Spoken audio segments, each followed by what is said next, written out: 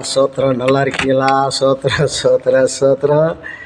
இந்த நாளையில் கூட விசேஷமாக இந்த சனிக்கிழமையில் சோத்திரம், கடந்த 6 நாட்களாக தேவன் நம்மளை கிருபையாக பாதுகாத்து வந்தார். சோத்திரம், அந்த காரியங்களை நம்ம நினைக்க வேண்டும், ஒவ்வொரு நாளும் சிந்திக்க வேண்டும். தேவன் என்ன செய்கிறாருன்னு நம்மளை அனுதினமும் பார்த்து கொண்டிருக்கிறார். நிமிஷம், நேரங்கள், காலங்கள் எல்லா நேரத்துலையும் பார்த்து கொண்டிருக்கிறார்.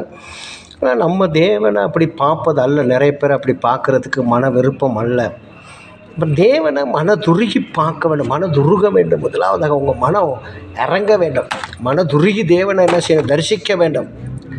தேவனை தரிசிக்கிறதே நம்மளுடைய பெரிய ஒரு நம்பிக்கையாக இருக்கணும். சரிங்களா? உங்கள் நம்பிக்கை அப்படி தான் இருக்க வேண்டும். தேவனை நல்லா தரிசிக்க வேண்டும், அவரை நல்லா துதிக்க வேண்டும், அவர் மகிமைப்படுற மாதிரி நம்மளுடைய வாழ்க்கை என்ன செய்யணும்? கடந்து போக வேண்டும்.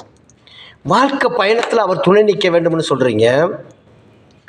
ஒவ்வொருத்தரும் அப்படி தான் நினைத்து கொண்டிருக்கீங்க. தேவன் வாழ்க்கை பயணத்தில் எனக்கு துணை நிற்க வேண்டும், நான் கடந்து போகும்போது வரும்போது துணை நிற்க வேண்டும்னு நீங்கள் நினைத்து கொண்டிருக்கீங்க. இன்றைக்கி ஆண்டவராக இயேசு கிறிஸ்து சொல்கிறதான வார்த்தை, நான் உனக்கு போக்கத்தையும் வரத்தையும் இரவும் பகலும் எல்லா நேரத்துலையும் பாதுகாக்கிறேன். அப்போ நீ என்னென்னா ஒரு திருப்தி இல்லாமல் தேவனை தரிசிக்கிறீங்க. திருப்தி இல்லாமல் இப்போ எப்படி நான் திருப்தி அடைய வேண்டும்னா, அவரை மகிமையாக நினைக்க வேண்டும். ஆமென்.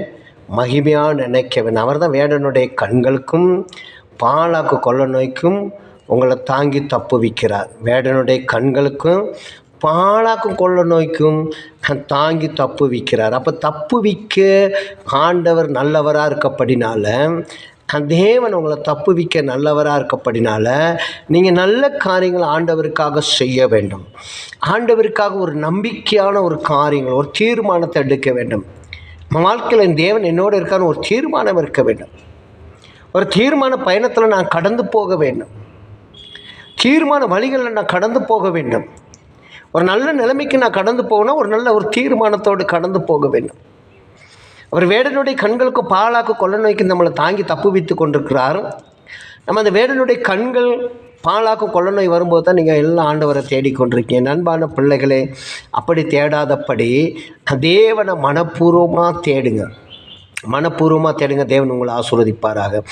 பரிசுத்தமுள்ள நல்ல பிதாவே, நல்ல வேலைக்காக நன்றியோடு ஆண்டவரே நாங்கள் துதிக்கிறோம், சோத்தரிக்கிறோம். இந்த கால பொழுதில் கூட தேவனை நல்லா தரிசிக்கும்படியாக, தேவன் எங்களோடு இருக்கும்படியாக நாங்கள் ஜெபிக்கிறோம்.